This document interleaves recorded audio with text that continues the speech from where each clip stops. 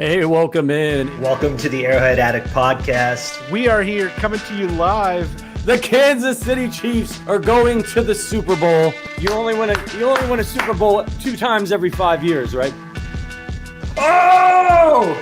The warm-up act is over. Let's bring in Melissa Etheridge, massive Chiefs fan. Melissa, Super Bowl champion, 2-time Pro Bowler, and Trent Green. Trent Green, how you doing? Hey, what's going on, guys?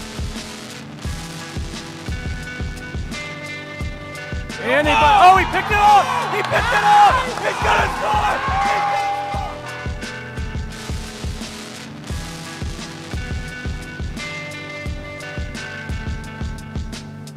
And we'll see you next week. But until then, as always, go Chiefs.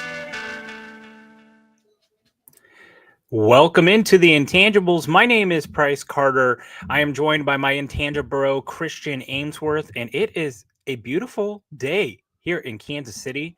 Something that it has felt like a very long time that we've had. It's been a long time since we've had a beautiful day here in Kansas City. So it feels good to have the sun out and shining. I have the windows open in my house.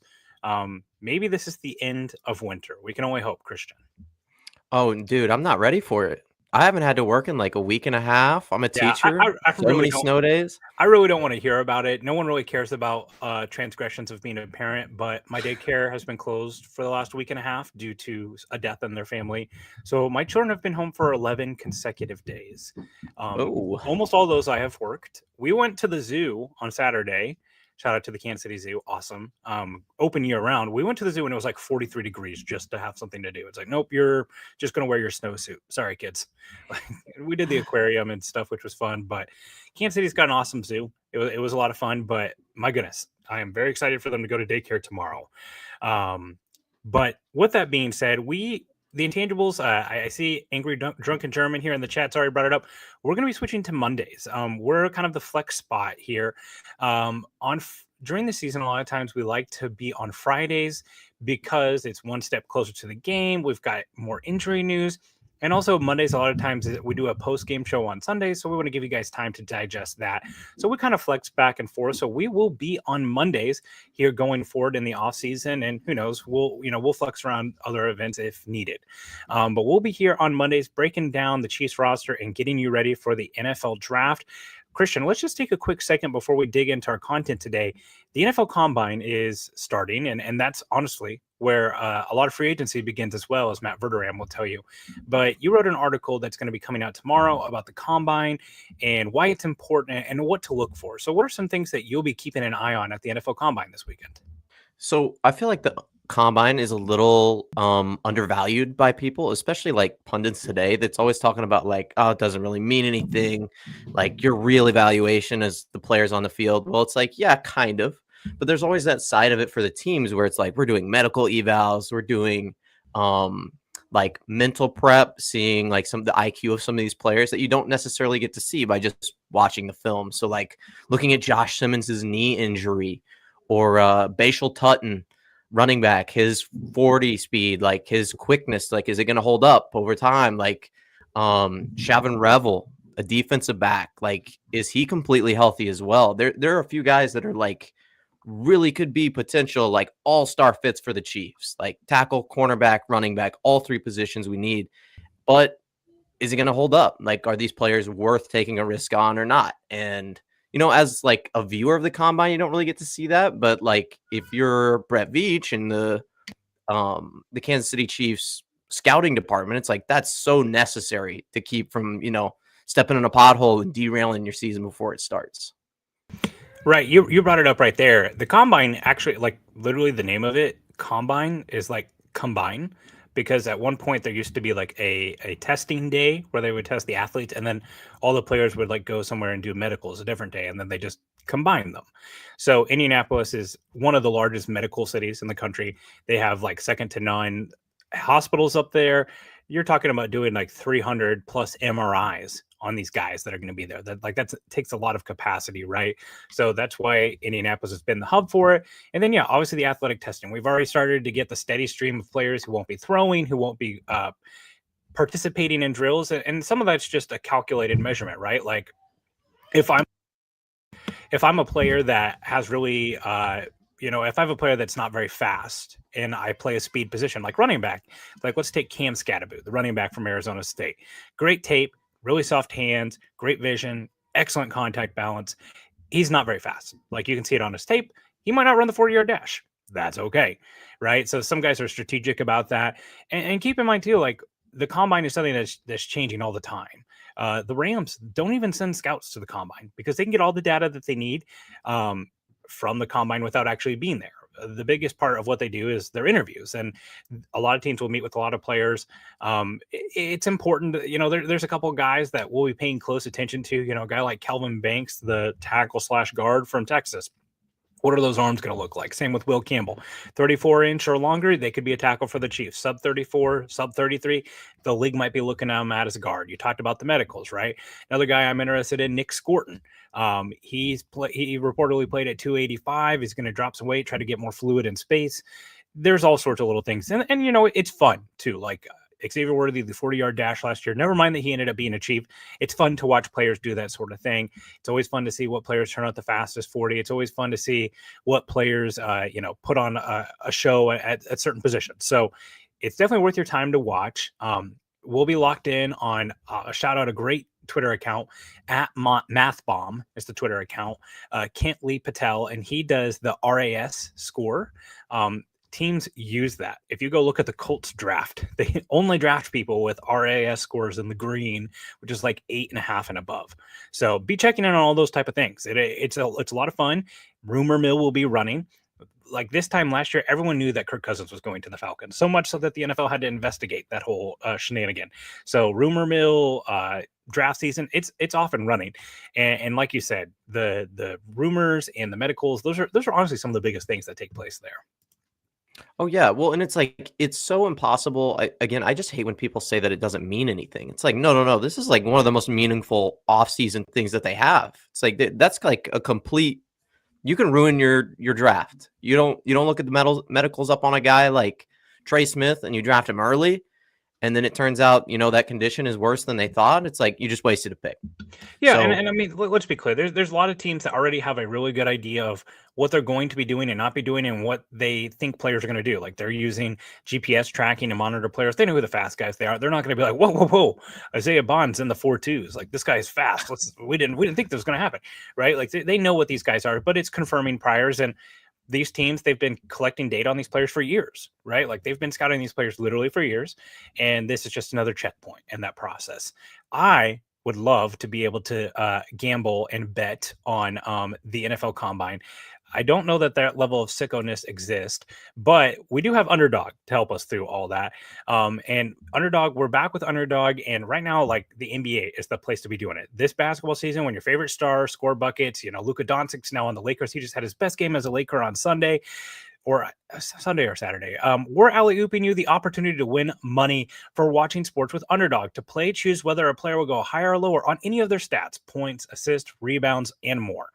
Right now, you know what? I just saw in the news, Kansas City, Missouri, we're not getting legal betting until maybe football season here.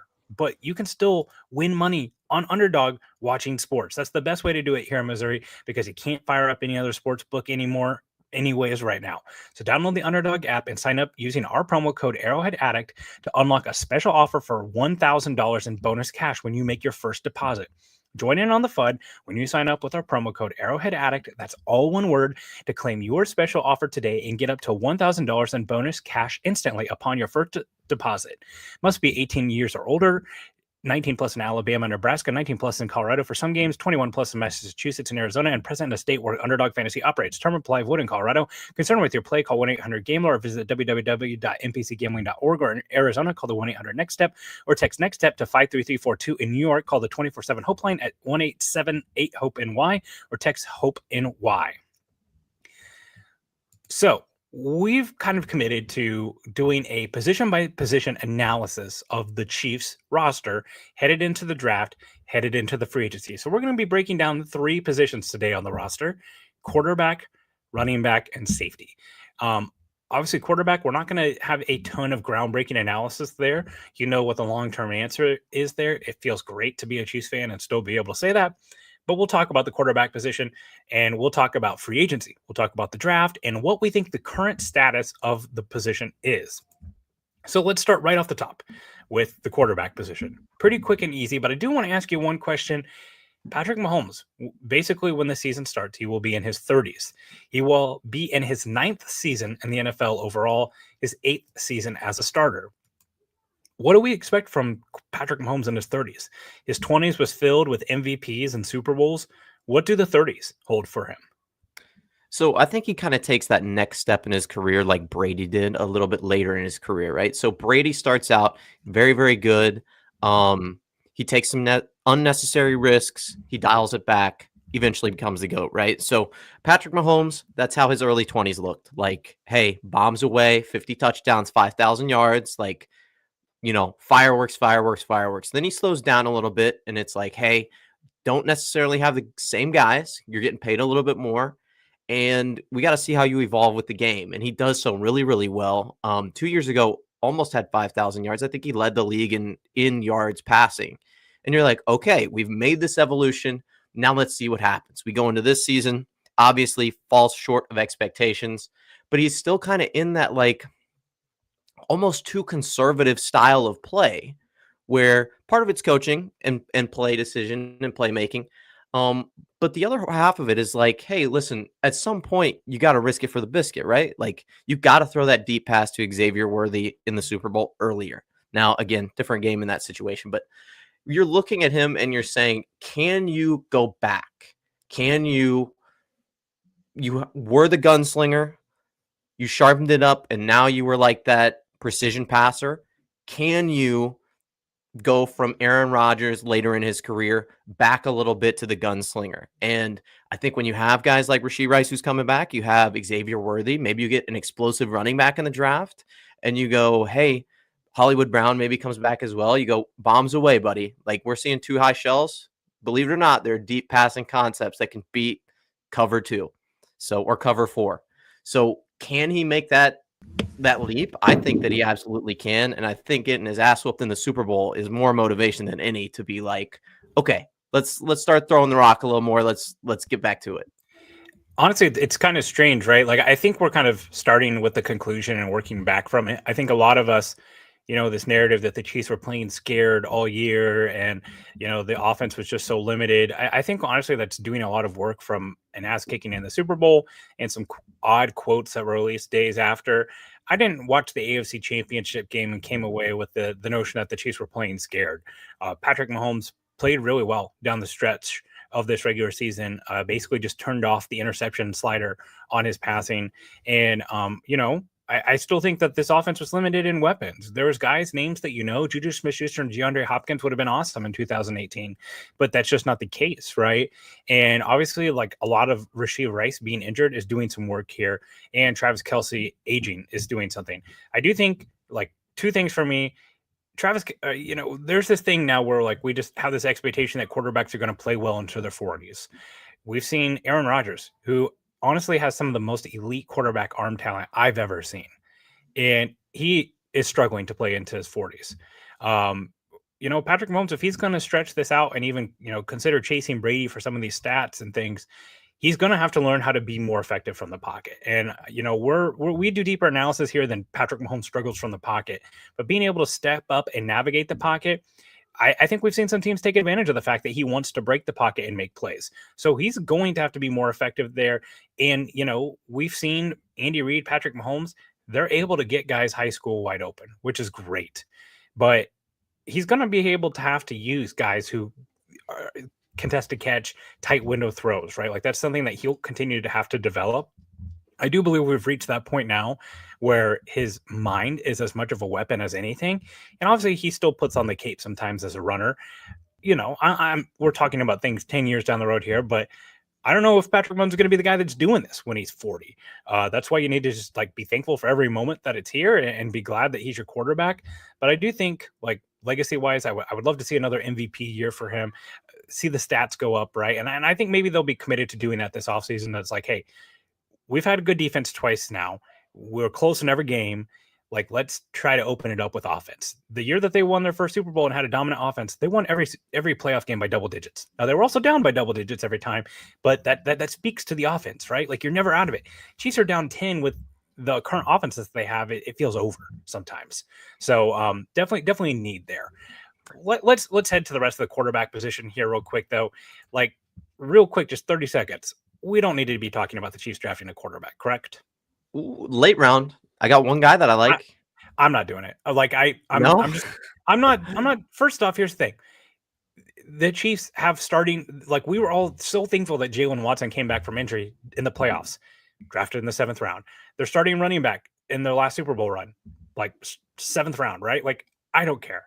I used to, like, it's worth just kind of taking an investment, and if you flip them, you can flip them for pictures. Who does that anymore? No one does that anymore. No one trades for a back. Like, here's the thing: quarterback play in the NFL, terrible quarterback play is not nearly as common as it used to be. Elite quarterback play is still as rare as it was with Brady and Manning and those guys, but you can find a lot of serviceable quarterbacks, right? I just don't think that the Chiefs are going to draft some talented guy in the 6th or 7th round, look good into preseason games, and the team's going to hand him a pick. I just don't see that happening in the NFL anymore. And frankly, like, I would rather take a 7th round corner or safety and at least he contribute on special teams. And also, like, we've seen plenty of those guys are, like, how many teams has Desmond Ridder already been on, right? And he was drafted like what, the 2nd or the 3rd. Like, we've seen this plenty of times. I'm just not into it. Like, as long as they've got the guy, that's your cheat code. Take advantage of it. Well, okay, but let me give you a soft pitch here. You tell me if you like it or you don't like it. So there's a guy, Max Brosmer from Minnesota. All right, very accurate, very quick throwing motion. You take him late in the draft. He's going to be a late round draft pick. Spend a 7th or an 8th rounder on him, and you go, hey, you're going to learn behind Patrick Mahomes. You're never going to take over, but what I want you to do is just be ready. You're going to be the Matt Moore of the team, where you grow up in the system. You have the tutelage of Andy Reid, and eventually maybe Patrick Mahomes gets injured and you step in. But we want somebody who is like completely basically born in this offense and grown up with it. And I think Andy Reid has enough time left on the team to be able to do that. This would be maybe one of the last years that I would even attempt this. But you have a guy like that grows up in the system and he becomes the Patrick Mahomes understudy, not to take over the reins, but to eventually, if needed, step in and make a play. I'm reminded of Tom Moore's quote about quarterback Peyton Manning. He asked why Peyton Manning takes all the reps in practice and not the backup. And he says, fellas, if 18 goes down, we're effed, and we don't practice effed. To your point, like, the Chiefs have kind of prioritized having a serviceable backup quarterback because Patrick Mahomes has gotten hurt. And they've needed it some, right? So, like, I don't hate the idea of getting cheaper at the backup quarter position, like where you're paying basically nothing, right? Like, this year, Brock Purdy made less of his NFL salary than, like, Deshaun Watson made in a single game, right? It's a hack to have a cheap quarterback, even at the backup position. I've also, like, hey, what if they, take Jalen Milroe and like turn in this package player? It's like, I don't know. I just, at this point, I'm kind of beyond those type of things. Like, I just don't really see it happening. I don't really see the Chiefs having interest in doing that. I'm not going to. This goes for any 7th round pick, day 3 pick. Like, these are lottery tickets. These are glorified UDFAs. So I'm not going to be like breaking glass if that happens or something. Well, they could just as easily bring in a UDFA and have them compete at the position. Get Brady Cook, right? Glue guy, Brady Cook. There you go. That'll make you happy. They'll bring him in as a UDFA, and then we have the heir apparent. It was this Chase Daniel 2.0. Hey, listen, I don't agree with the take, but you talked about Brady Cook, and that's enough for me. All right. Well, they've got like Luther Burden falling out of the 1st round thanks to Brady Cook. So it's the least least that we could do. Okay, so with that being said, I think free agency is a spot that the Chiefs will most likely head to the well for a backup quarterback. They've done this routinely. They did it with Chad Henne. They did it with Blaine Gabbert, and they did it with Carson Wentz. So let me read you some names of some backup quarterbacks. Let's see if there's anyone in here who really spikes your interest as the Chiefs' next backup quarterback. Zach Wilson, Trey Lance, Jacoby Brissett, Taylor Heineke, Marcus Mariota, Drew Lock, Jared Stidham, Justin Fields. I don't think that's happening. Joe Flacco, Jameis Winston, Mac Jones, Carson Wentz, Jimmy G, Case Keenum, Mason Rudolph, Cooper Rush, Joshua Jobs, Nick Mullins. Any of these names really, like Teddy Bridgewater? Any of these names really, like, exciting you as a potential backup? Well, so again, it's important to understand that if one of these guys is playing, it's not fantastic for the Chiefs. Yeah. But with that being said, I think when you're looking at it, you go, okay, yeah, Justin Fields would be incredible. He's going to go be back with the Steelers. Yeah. That's just the way that it's going to be. Someone's going to give him a chance. Yeah. Yes. Somebody's no matter how skeptical you are of him, he's going to get a fair shake somewhere eventually. So I look at guys like Joe Flacco, who's like a veteran presence in the room, been there, done that kind of guy, somebody who has Mahomes' respect that can, even give him just little hints from different types of offenses or like throwing a ball a certain way. Just something to give him a little bit. Do you bring back Carson Wentz? Like, I don't think he played fantastic when he did play. Yeah, it was really hard to kind of like that game was brutal that he played in, right? But like, I'm fine if they bring him back. Like Zach Wilson, Trey Lance, those are younger guys. I do think like Mahomes has moved beyond like needing a backup that can be a leader and teach him how to learn the game and that kind of stuff. Zach Wilson's from BYU. There were some Mahomes comp to him in the Super Bowl, or not in the Super Bowl, sorry, in the draft. So maybe there's a chance that they do that. Like, it would be kind of fun to see that upside project where, like, you want to talk about, I don't think that they're getting a draft pick for Zach Wilson, just to be clear, but it could be kind of cool to see if someone, like, if they could do enough with Zach Wilson that someone might want to give him another chance. Mac Jones, he played in the Andy Reid system down in Jacksonville and got some starts. Like, I think he could be a backup that's brought in here. Now that he's been in that system for a little bit, the Chiefs have been pretty keen on picking up former Jaguars who've played in that Doug Peterson system. So I could see that. I mean, honestly, I think that this is where, like, there's a pretty strong chance I just read the backup quarterback of the Chiefs, and whether that's Carson Wentz or whoever, they'll be back here, and that's fine. Really, all that matters is that, like, Patrick Mahomes is upright, and if they get a chance to lead a drive, maybe they can pull off some Chad Henne magic. Because, like, let's be clear, Chad Henne wasn't some elite like backup when he was brought in. He was just, okay, it's Chad Henne. He just stepped up for those big moments. So you don't have to be some high level backup. Jacoby Brissett's probably like the most esteemed backup name that I read there, like a guy who's thought of as a high level backup. So we will see what they do at the quarterback position. I don't think we're talking about them being drafted or drafting the quarterback position. So let's head to a position that's a little bit more interesting. Let's head to the safety position. Returning players to the safety position on the roster are Brian Cook, Jaden Hicks, and I'm going to put in parentheses here, Shamari Connor and Chris Rowland Wallace. I put them in parentheses because they're kind of slot corners. They're kind of safeties. They're safety in name, but not in function. Before we kind of talk about who's leaving the roster, what is your perspective on the Chiefs' current safety room? Is it great? Is it good? Is it average? Is it below average? I would say that it's really... I don't know if I can put a label on it other than hopeful. Like, could Brian Cook have a better season than he did this past year and get further away from that 2023 injury and become, essentially like climb the mountain that he was climbing before he got injured? Yeah, of course. Jaden Hicks, could he step in and be a fantastic player and get more reps and still be as valuable as he was to the Chiefs defense this past year with taking those extra reps? It's like, yeah, hopefully. Can Shamari Connor or Christian Rowland Wallace step up and be better than they were this past year? Maybe go back to the year before for Shamari Connor. So yeah, hopefully. It's like you're putting a lot of faith in these dudes who haven't exactly given you a whole lot to have faith in other than Jaden Hicks. So a lot of people are selling this as like Justin Reid can walk. We've got a really good safety room behind him. I think you got to add somebody. If you're going to let Justin Reid walk, you add somebody. And I don't know exactly who that might be. We're going to talk about free agent fits in a second, but it's like, could somebody step in and fill some of the role that, Justin Reid had? Of course. Yeah. Are they going to do it for less than the money? Yeah, probably. It's like, but I think you got to add somebody. Yeah. I was talking today on Sterling's radio show with him and Jason that, like, this is a position I could really see the Chiefs being able to just cross off their list of needs in the draft entirely with a simple free agent addition. Right now, I think the room, you said, is hopeful. Like, I think it's average right now. Brian Cook, I think, is average. I don't think you can expect to get out of Jaden Hicks what you got out of Justin Reid, just because Justin Reid's a really smart, savvy veteran who does things really well. And I do think that Reid was a little bit better at, and we've not seen this from Hicks yet, but Hicks started playing more and more as we went down the stretch. So I am hopeful about his future long-term with the team. But what Justin Reid did was, they basically, since Steve Spagnuolo's come into Kansas City, he's always had this really savvy, smart veteran leader in the backfield with Tyrann Mathieu and now Justin Reid. We'll get to the names here in a second, but I do think that this is a position they can make a free agent signing, and you're going to go, what? Safety? Why safety? Like, we've got all these positions, whether it's Justin Reed coming back or someone like that. But boom, you can cross safety off your list. There's some really talented safeties in this class, but the day 3 options are not exciting as they've been in years past. So I do think that there's a good chance that they just cross this off the list and don't have to deal with safety at all. And yeah, they've done a good job of backfilling this position, especially whenever you factor in the fact that Shamari Connor could go back to more of our traditional safety role if they were to make a move where they could get Trent McDuffie back in the slot.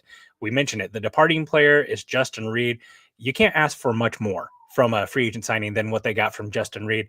That contract was huge. Nate Tice pointed out how different the two players were, Tyrann Mathieu and Justin Reed, that really signed and showed what the Chiefs defense was wanting to become.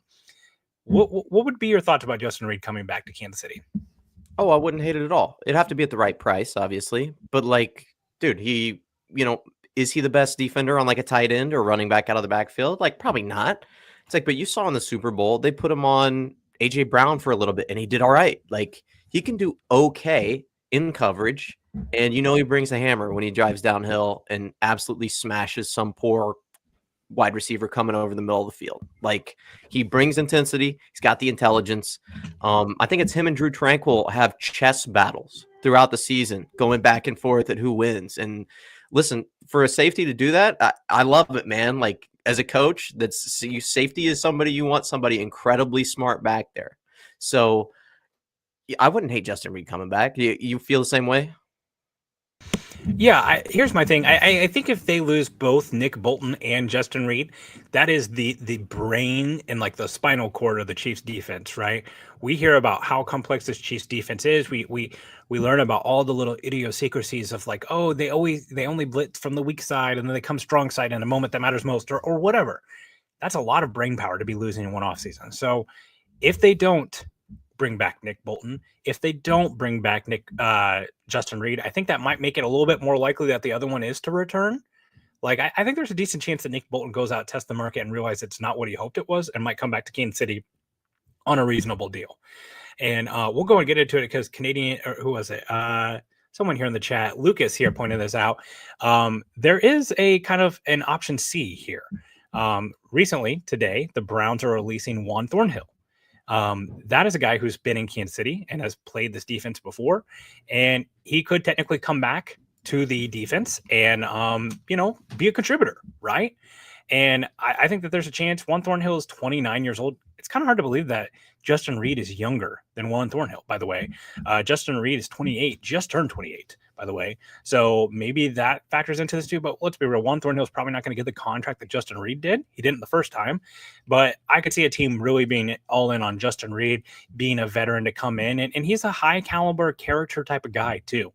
But maybe Juan Thornhill comes back and he plays a little bit more of that hybrid Brian Cook stuff. And then Jaden Hicks starts doing more of the Justin Reed things in the box.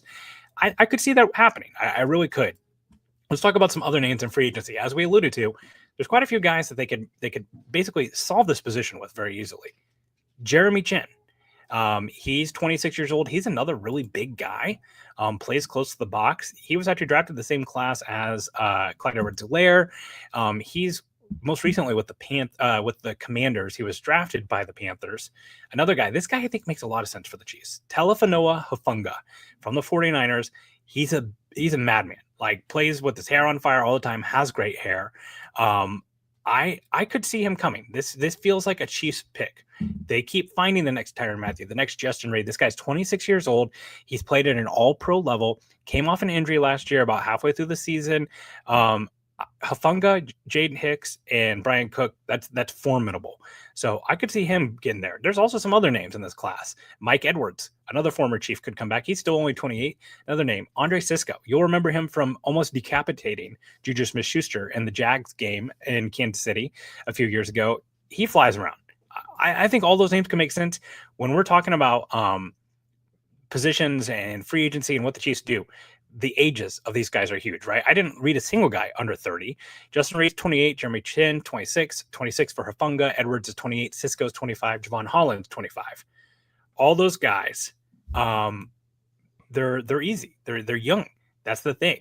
That's huge. So I would expect the Chiefs, if they do go to the well, it'll be one of those names. Yeah, I would agree. And there are a lot of guys that I like in this draft. Like, there's probably a good solid 5 safeties that I think could come in and actually produce and be good for the Chiefs. But I think you're looking for that type of player that Justin Reed was. And if you take Hufanga and bring him in and you believe he can be the leader of the defense at 26, like, absolutely, you can probably get him for cheaper than Justin Reed. It's like, yeah, it makes sense. Another guy that I like is Trayvon Moreg. Now, I don't know if he will be that guy that you could have come in and play the exact same role as Justin Reed. But if you take that, you take that role that Jaden Hicks or Justin Reed was playing in the box and that downhill heavy hitter, and you put, I'm blanking on his name now, Jaden Hicks in that spot, and then you move Trayvon Moreg back, maybe play him a little slot, play him free safety. It's like that could be an incredible duo as well. You just have to believe that one of these guys can step in and be the leader of the secondary. And we love Trent McDuffie. It's different. It's different. Being a safety back there, reading everything, putting everybody in place. They're the most optimal position to do it. That's what Steve Spagnuolo likes, most importantly. So if you don't feel like one of those guys can do it, they're not going to come here. That's the bottom line, I think. Yeah, and Angry Drunken German brings up a good point here in the chat. Like, what do we think like Hufanga or some of these other guys cost? That's the hard part, right? We just really don't know those type of things. Like, would you do basically what Justin Reed got, a 3 for 30 deal for Hufanga? Possibly, right? Especially whenever you factor in the Chiefs secondary is really cheap right now.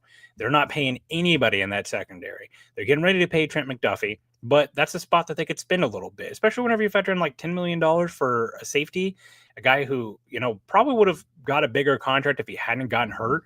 That's great value, right? And that's a position that's going to play close to 100% of the snaps regularly. So I do think that they could do that.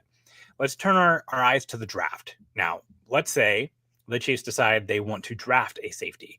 Here's a couple of names that you will hear and are kind of we broke them up by days of the draft that we think that they're going to go. Obviously, some of these guys could go a day earlier or a day later. Probably the first safety taken, and this has really kind of changed here lately, is Nick Iwan-Mori from South Carolina. This guy's 6'3", like 220 pounds. He's huge. But he's a really fluid mover in space, surprisingly good in coverage on tight ends and running backs. He is a guy who wants to be playing near the ball. You're not bringing in Nick Iwan-Mori to play the deep quarter. He could if he needed to, like if you're trying to do something tricky, but for the most part, this is a guy that you want chasing down the ball. He's going to be a freak this week. Don't be surprised if you hear his name being talked about at, his one of the things about relative athletic score, that math bomb thing we're talking about, it's not just about how fast or how strong you are. It's how fast and how strong you are for your size, right? The fact that like Brian Thomas ran a few tenths slower than Xavier Worthy and weighed like 30 more pounds than him, that matters, right? So he's a guy that's going to be a real freak. The other guy, this guy's more of a pure safety. I think that he can play in the box, but also can play deep. He's a little bit more versatile as Malachi Starks, the safety from Georgia. Those are the two guys that I think we might get in the first round. I could see one of them falling out. I think one of them goes. Those are kind of the consensus first round guys. Then day 2, there's a lot of good names on day 2. Xavier Watts, safety from Notre Dame, a ball magnet, 13 interceptions in his career at Notre Dame. He's someone that I don't think is going to be a electric athlete. Like, I think his testing is going to be a little bit more traditional, a little less eye-popping, but he just makes plays. The ball just seems to find him, and he can make plays in coverage. He can make plays coming up against the ball or against the run. Andrew Mabuka, I think you're getting ready to write him up, from Texas. Another guy that, like, when you just watch, he just pops. And Kevin Winston Jr. from Penn State, he got injured early in the season. He's a guy that was being talked about as like safety 2 in this class. Those are kind of the day 2 safeties that I could see maybe making some sense. Day 3, not a ton of guys. Sebastian Castro from Iowa. I'm going to throw Tommy Hill in here. 1, because I'm a Nebraska guy. And also 2, like, he's a big physical corner, but Dane Brugler talked a little bit about him moving to safety. And I could really see that. And I think he'd be a hell of a safety. Really defends the run well. Former wide receiver, great ball skills. Picked off Shadur Sanders for a big pick 6. I could see him transitioning to safety. That could be like a 7th round pick, by the way. Tommy Hill's draft stock. At one time, he was mocked by Field Yates as to to the Chiefs like at 32, a first round pick, and his draft stock has fallen a lot due to some injuries. But like, I could see him transitioning to safety and doing really well. Yeah, I agree. A lot of those names that you brought up, especially Nick Ewan Mori. Ewan Mori. I can't Yeah. ever say it correctly. Malachi Starts, Andrew Mabuka. I'm gonna throw a name at you. I don't know if you've made it to him yet. Billy Bowman Jr. out of Oklahoma. Have you watched him at all? I remember, like, I've not watched him on all 22. I've watched him in games and remember liking him. I liked both him and the linebacker from Oklahoma. I'm trying to remember his name. Danny Stoutsman. Both of them Okay. kind of popped a little Yeah. bit. That was a pretty good defense this year. The offense just couldn't do anything all year. But yeah, I've not gotten a good look at him. What are your thoughts? Smaller guy, like 5'10". He's gonna have shorter arms. But he runs like a 4.3. Do you remember Marcus Jones, who got drafted by the Patriots a few years ago? That cornerback, that sort of slot corner. Yeah. Reminds me a lot of him. He's never going to be like that free safety that you put back there. But like, if you're looking at like a Chamari Connor, Chris Roland Wallace type of player that can come in, I think he's the perfect guy. And he's going to be like a late day 3 type of player in that, sort of, I feel like he's going to rise a little bit just with the testing as well. That running a 4.3 at safety is going to be outstanding for him. But he just seems like a guy that could come in and fit perfectly. Malachi Starks is another guy. He's the day one guy you were talking about from Georgia. He's another guy that I feel like if you brought him into the Chiefs and said you're going to run the defense, like I don't think he would be able to do it conceptually from the very beginning. But as a guy who could play anywhere in the back end of that defense, that's who you want. And I don't think there's any questions about it. Fluid hips, really fast, could play in the box. I think he could maybe do a little bit better tackling. He's really kind of not a sure tackler, willing tackler, sure, but not very sure tackler. But he's out of the 2 day one guys. That's who I would pick, would be Malachi Starks. Just Nick. Yes. Yeah. And Nick is fantastic from USC. Really big, like 6'3", 230 pounds, something insane. He's going to be incredible. But like, that's just not the Steve Spagnuolo DB that I think that he wants. I think there are some questions about him as well. What are your thoughts? Like, if you had to choose Nick, Malachi, who you pick in first round? I've really been pilled, like Nicky One Mori pilled. There's just not a lot of guys who move like him. And like, when I look at him, I just see what's his name from the Ravens. Was that Notre Dame? Oh, Kyle Hamilton. I say Kyle Hamilton. Yeah, that's what I see. And like I like best player available. If you're telling me that Starks or Ewan Mori sitting at the board on 31, boy, I'm not gonna. I would certainly be okay with either one of those guys being in Kansas City. I could understand some other moves, but I think there's a real chance that those are the best players on the board. And we see this, right? Like every year, people gobble up what the Ravens do in the draft, and what they do is they just draft the best players available at the position or on their board. They don't really worry about positional value as much. They don't reach for certain positions of need. They just grab Kyle Hamilton. They just grab Tyler Lindenbaum. They do this. Now, I will say it's, given them 0 Super Bowls.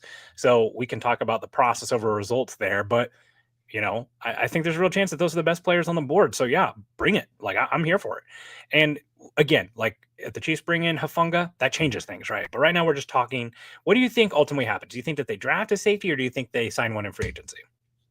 I think they do both. And I think that they use that 3rd round pick that they got from Tennessee. From the, I'm blanking on his name too. Man, it's been a long day. L'Jarius Sneed. Yeah, we traded him over there and we got that 3rd round pick back. I think they're going to use one of those on a guy who can step up, Andrew Mabuka. He's from Texas, correct? Yes, wow. Texas. Chiefs are going to be demons in the backfield with Mabuka and Barron and McDuffie. Wow.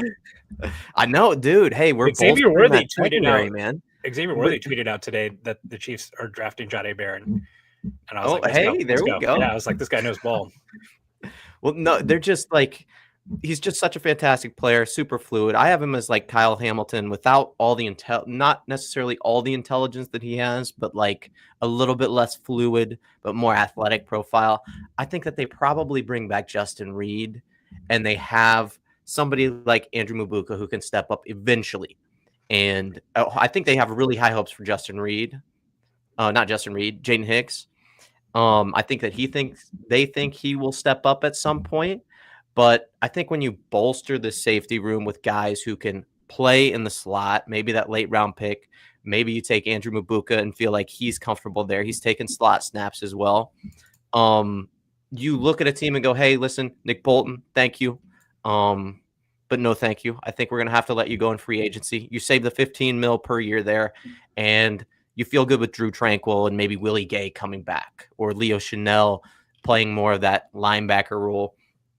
But if I was GM, that's exactly what I would do. Take somebody third, fourth round, maybe somebody slips you didn't think would be there, and then again re-sign Justin Reed and just let's roll back with it. For me, I think that they probably make a move in free agency, whether it's a smaller move like a Juan Thornhill, like a Mike Edwards, or a bigger move, bringing back Justin Reed, Hafunga, something like that.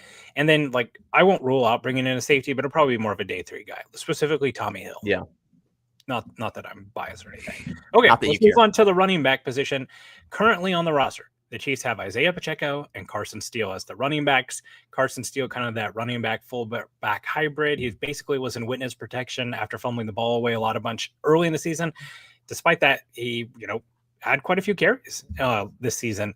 So that's the running back room. I don't think I probably have to ask you, what is the how would you deem the status of the Chiefs running back room right now? Dire, yeah, is the word that comes to mind. That's the word that comes to mind. Just not great, right? I do think the pendulum swung a little bit too far on Isaiah Pacheco. Like a couple years ago, I was like getting death threats because I said Kareem Hunt might be better than Isaiah Pacheco. We can go back and revisit that conversation now.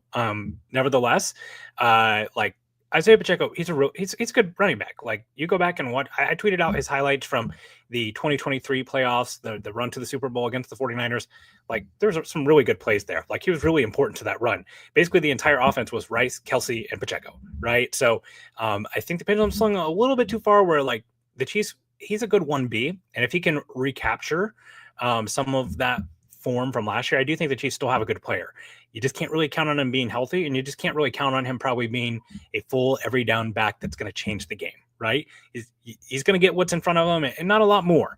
But nevertheless, like, no matter what your opinion of Isaiah Pacheco, he's got 1 year of control left. You're not extending him based upon the injury history, and he has weaknesses. So regardless, the Chiefs need to upgrade the running back position. Carson Steele, we're not even sure if he is a running back or if he's a fullback. We're just going to loop him in here. Maybe he learns to do a little bit more of the fullback things. So let's talk about some of the names in free agency. This running back group of free agency, it's not the Derrick Henry, Josh Jacobs, Saquon Barkley collection. So Kareem Hunt, I'm listing former Chiefs. So Kareem Hunt, 30. Samaje Perine 29. Ty Johnson is 27. He's really good passing back from the Bills. Really, really great hands. Nice pass protection. AJ Dillon, he basically had a lost season with the Packers. He was fairly highly drafted. He's more of kind of a run between the tackles type of guy. Kenneth Gainwell is a guy that I could see making some sense from the Eagles. He's 26. J.K. Dobbins, the Chiefs had him in for a visit. He's 27 years old. Cam Akers is 26. I feel like every time I watch Cam Akers, I'm like, this guy rocks. Like, this guy's good. I don't know. Those are mainly the names. I know some people have brought up that the UNC running back from Denver, the one that's Javonte Williams. Yeah, Javonte Williams is a free agent. I feel like that would be bigger, but he is young. He's like 23 or 24 or something. So maybe they do that. I feel like Isaiah Pacheco and like Javonte Williams is kind of like redundant a little bit. Yeah. I wouldn't be very keen on making that move, but if he's cheap, maybe. So any of those names really move you. Keep in mind, the Chiefs really need 2 running backs. Like, they probably need a passing down guy and they need another like lead back. So any of these names really moving you. If J.K. Dobbins didn't have the injury history, first of all, he'd probably still be with the Ravens. But also, I think I would feel more comfortable with him than some of these other guys. Like Cam Akers, okay, he lacks vision. Kenneth Gainwell looks explosive at times, and yet other times he looks lost on the field. There's really nobody that like grabs me as like a slam dunk free agent signing where you go, okay, running backs off the list, or hey, we can wait a little bit later, maybe find a sleeper. All these guys like Ty Johnson probably is the guy. If you're, making me pick, I would choose Ty Johnson, but there's nobody. Again, this draft class is just so good. I would hate to waste our precious like cap resources on somebody who might not see it down if we draft a running back that, steps up and plays really well. Yeah, and I think like the passing down back is probably the spot that I would go to as far as like where I think the Chiefs are more likely to make a signing. This signing could literally happen like days before training camp or into training camp. It would not surprise me at all. A Kenneth Gainwell, a Ty Johnson, Samaje Perine coming back. These are guys that like they're not going to be instrumental to the running game, but they will be important on pass protection. And we've seen like Samaje Perine, Jerick McKinnon, we've seen those guys make a really big impact. And let's be real, like one of the times that this offense looked the best it had a real viable pass catching option out of the backfield in Jerick McKinnon. So maybe they try to go back to the well. Let's flip the conversation here to the draft now. This draft, if you took, I told Jason today on the radio, if you take this running back class and cut it in half, it's still a pretty good running back class for a draft. Last year was abysmal. There's a lot of guys, like we were talking, like there might be like 5 or 6 guys in this draft who would have been RB1 last year. Keep in mind, Jonathan Brooks was RB1 last year, and he tore his ACL. So this class is really, really talented. Day one names, Ashton Genty. Probably going to be out of the Chiefs' range. Boise State running back, really, really good. Omarion Hampton, we've talked about him quite a bit here. Looks kind of like a youthful Kareem Hunt.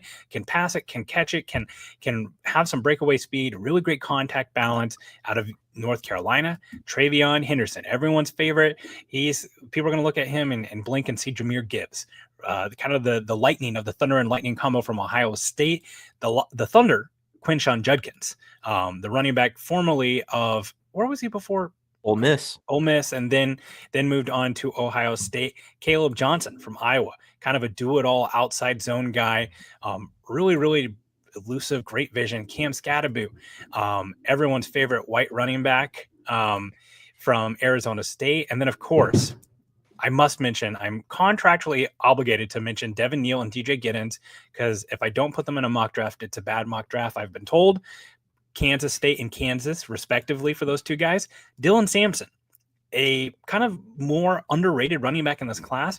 One of the youngest prospects in this class, by the way. Pretty explosive pass catcher. We've seen some good backs come out of that Tennessee system.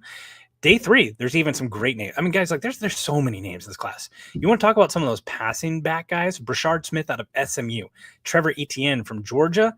Jordan James from Oregon. Ollie Gordon, Oklahoma State. And I want to throw in Jaden Blue, who really kind of became the starting running back for Texas down the stretch. Draft Texas running backs. It almost always goes well, right? Like ask the Chiefs about drafting Texas running backs. Worked out well for them.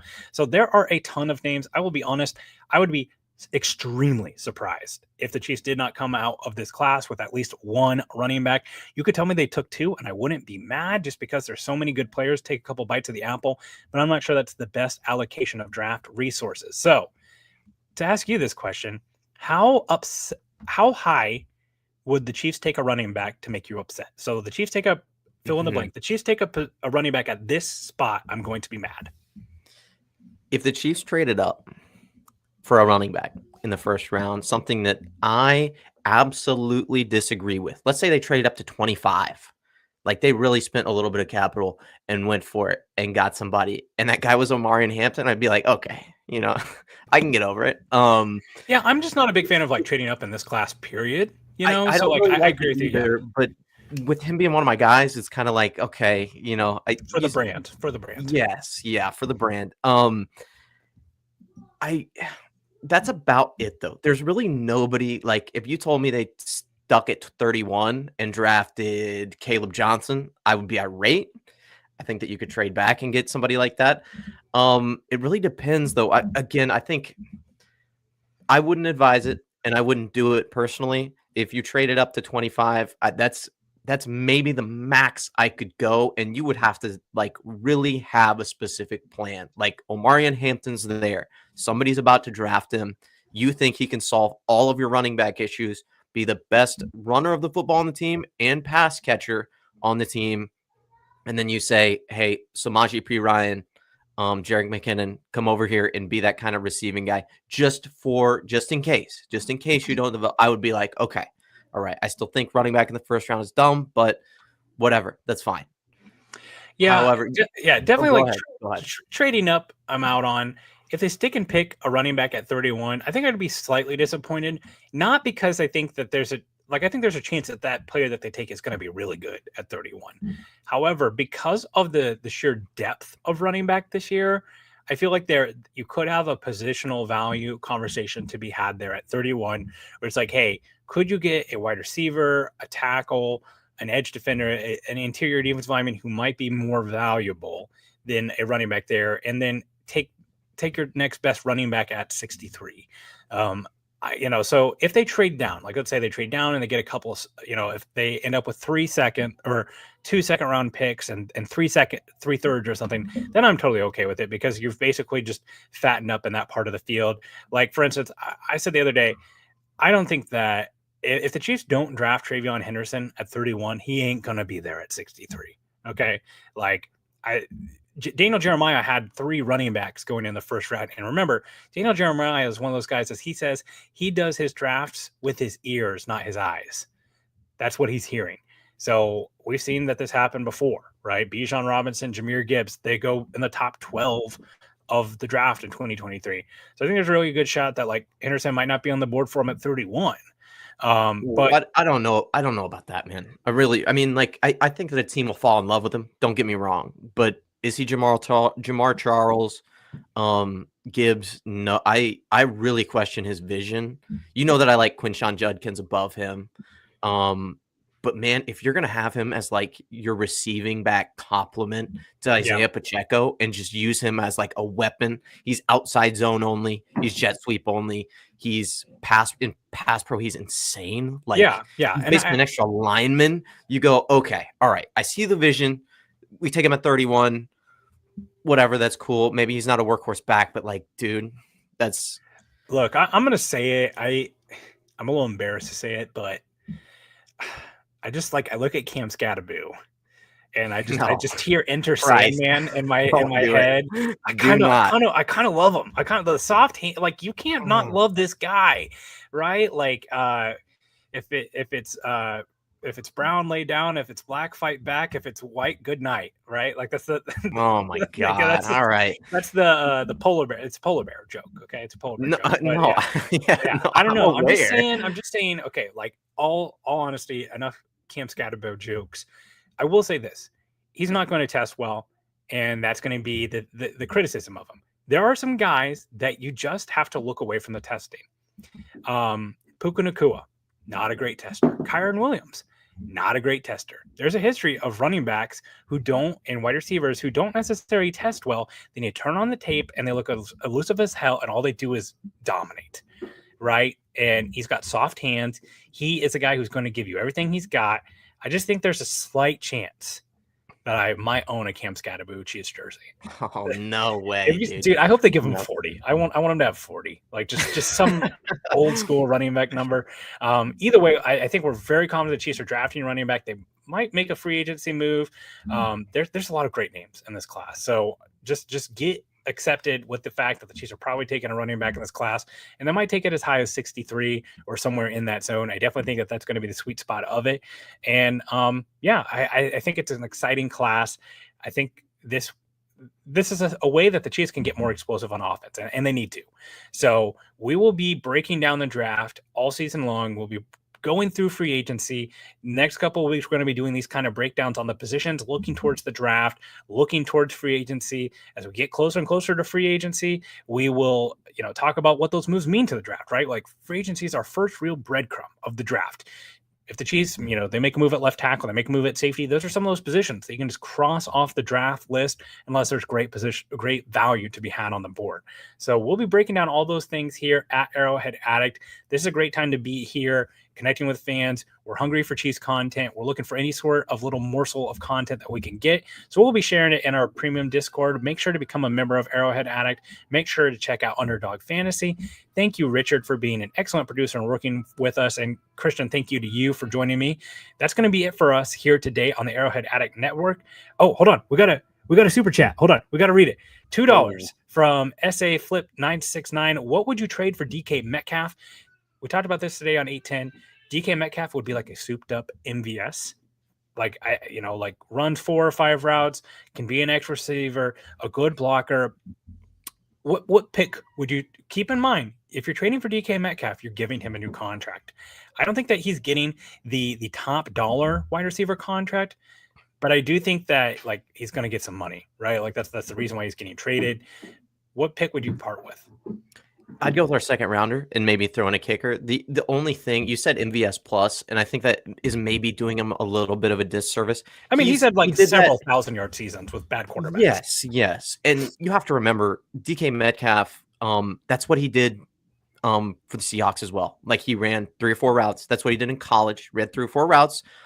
The best part about him, though, is that he's insanely good on those 3 or 4 routes. It's not like MVS where it's like he might catch it when he gets open a fourth of the time he runs the route. But like DK Metcalf is like, I'm open 50% of the time and I catch it 100% of the time. Yeah. So, I mean, I would say like, probably 63 or a little bit more, a little bit less. But I like the speed that you could put on the field with Worthy and him and then Rice over the middle of the field. That's exciting. Cam Scatterboot taking the ball. It's all coming together, baby. Jesus Christ. Okay. Thank you so much. We got to get out of here, dude. Come Thank on. you so much for the super chat. We appreciate it. Thank you for listening. And as always, go Chiefs.